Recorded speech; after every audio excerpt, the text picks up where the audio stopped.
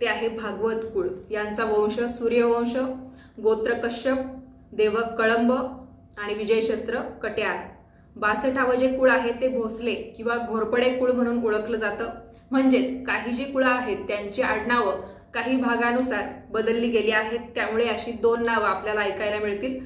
तर मी तुम्हाला सांगितलं 62 जे कुळ आहे भोसले किंवा घोरपडे कुळ म्हणून ओळखलं जातं. यांचा वंश आहे सूर्यवंश, गोत्र आहे कौशिक. यांचं देवक आहे पाचपाली बोरू. बोरू माझ्या मते जे जुन्या काळी लिहिण्याचं साधन वापरलं जायचं तर तो बोरू सुद्धा त्यांच्या देवकामध्ये ठेवला जात असावा. तुम्हाला या बाबतीत काही माहिती असेल तर कमेंट्समध्ये सांगू शकता. आणि विजयशस्त्र आहे तलवार.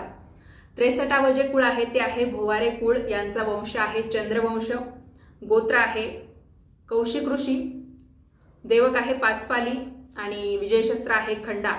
64 जे कुळ आहे ते भोगले किंवा